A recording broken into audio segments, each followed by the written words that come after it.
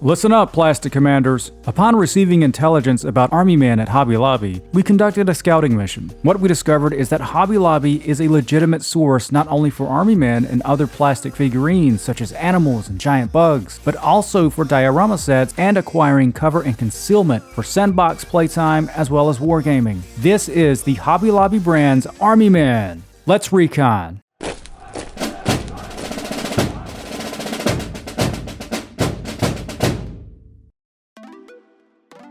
Taking a look inside, we can see what appears to be Army Men of World War II, along with various items and weaponry. Nothing fancy in terms of packaging. Let's crack this open and get to the deployment.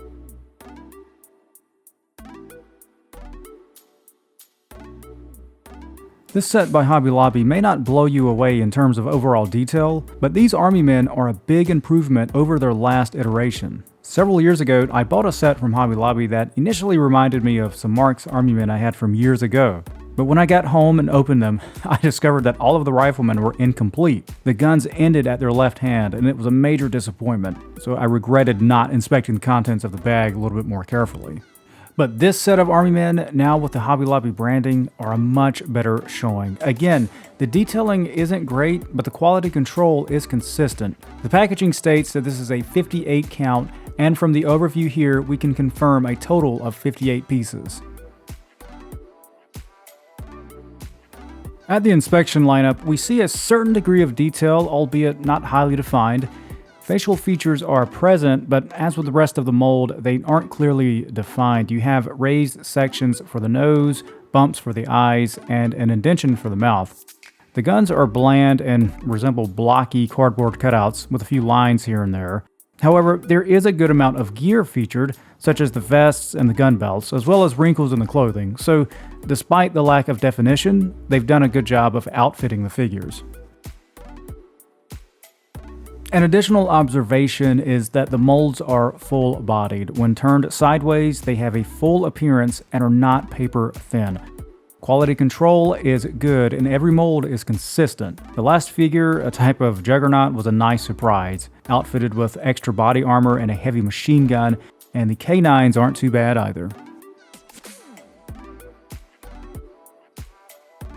I've not seen any other figures quite like this Juggernaut. The stance kind of reminds me of the Flamethrower/Breacher from the core set, but this exact detailing is new, at least to me. I didn't notice him when I initially examined the bag at Hobby Lobby, and it was only after the deployment that I found him. As you can see, he has heavy armor, a big machine gun with a bullet belt that appears to be coming out of his backpack. I'd imagine this guy moves a bit slower, but if you met him in a small area, you're probably going to have a hard time.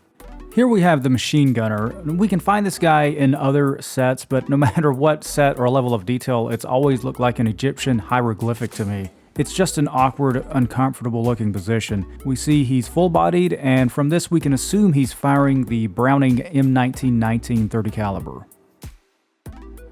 And on a very, very quick note, we did have one gunner with a broken barrel. Again, I don't think that speaks to the overall consistency, but I just wanted to point that out as that was my personal experience. The K9 units look menacing with their all-black fur and threatening stance. They feature a studded silver collar around their necks, and we have what appears to be a handle of some sort. Now, the human figures don't have any open hands to control the K9s. Nevertheless, I think they pair well with the pistol-wielding officer/handler with a clenched fist as if he's holding a leash. There are some molds that are familiar with other sets, and obviously the standing rifleman is very common. Now, being that they're from the World War II era, we decided to compare them with another set. Here we have a selection of soldiers from SES Direct's Big Bucket of World War II Army Men, which is a great set. Once you see these figures side by side, the differences really speak for themselves. The weapons and gear are much more defined and easily identifiable on the SES Direct's models, and even down to the facial expressions of charging soldiers.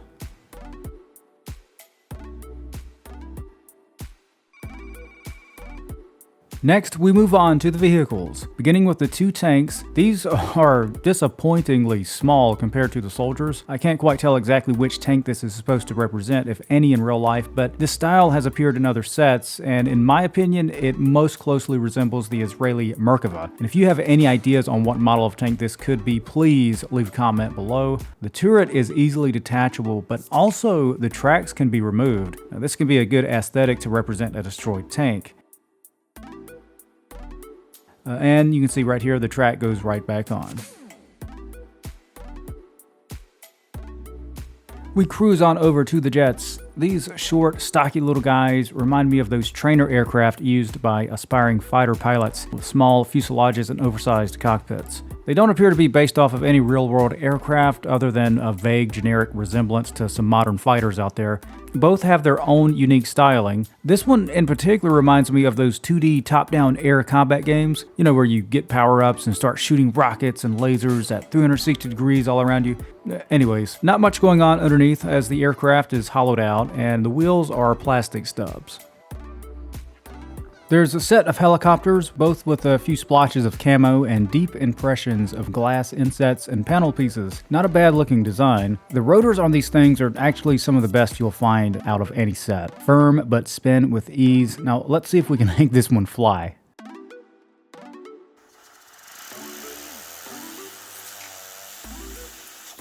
Alright, that didn't fly as far as we thought. So as we take a look underneath, we see the helicopter is hollow and simply snapped together. The skids are flexible and can retain their shape. On to the props. First up is the green wall pieces that can be connected at the ends. Here we can see lines of bricks scarred with scratches and pockmarks from battle. These are made of sturdy plastic and fit together firmly and can be contorted to how you see fit. They're also tall enough to give adequate cover for units. There's two sandbag emplacements, one green and the other silver. The green one is shorter and better suited for your gunner, while the silver one can be good for standing units. The silver sandbags are actually two pieces, so you could make one long bunker all the way across, or separate them and have three separate sandbag bunkers. Now both the green and the silver sets are made of hard plastic. The detailing is simplistic in that you have large lumps for the sandbags, but there's no texturing of any sort. They have a lot of depth and stand well on their own. Finally, this set provides a good assortment of items. We'll start with the oversized tools. Oversized hand items like this used to never make sense to me until I learned more about wargaming. So, for example, you have bolt cutters, an axe, a shovel, or a dagger. In a wargame scenario, these large items can be used as a ways and means of achieving something, almost like drawing a special card. Whereas you have to acquire the bolt cutters to take a shortcut, or the dagger can increase your chances of a stealth kill. Or, of course, you can use them any way you want. There's two ammo boxes, familiar designs we've seen elsewhere. Then we have the radio with two large antennas, switches along the top and paneling along the front. This is large in comparison to the figures. We're given a nice sturdy little gas can with handle and cap. Then we have a set of two container drums. Now these could be fuel or some sort of chemical. They have simple ridges and a cap at the top. The rocket features tail fins, a narrow fuselage, and a menacing warhead at the top. Lastly, we have the two flag pieces, one green and the other a clay red color. The green one is solid from post to base, and we see that the flag cutout is undersized and is actually only on one side. The flag on the red stand actually fits properly into the inset, and the flagpole consists of two separate pieces with a classic dirt base. And like its green counterpart, this one only features the flag on one side. We've just reconned the Hobby Lobby Army Men playset. I must say, I'm pleasantly surprised. This channel is all about toy reviews, and of course, we're going to be critical and may nitpick at every little thing, and that's a given. But while this isn't the best we've seen, it is branded and distributed by a major retail chain. For us as commanders, that's a good thing. Competition promotes quality. Secondly, this is a good, solid set, excellent quality control, and you have an array of accessories. This is a definite improvement over the last set of Army Men that I found at Hobby Lobby all those years ago. Hobby Lobby, good work, keep it up. For Call of Plastic, I'm Bill Greenwater. We'll see you next time.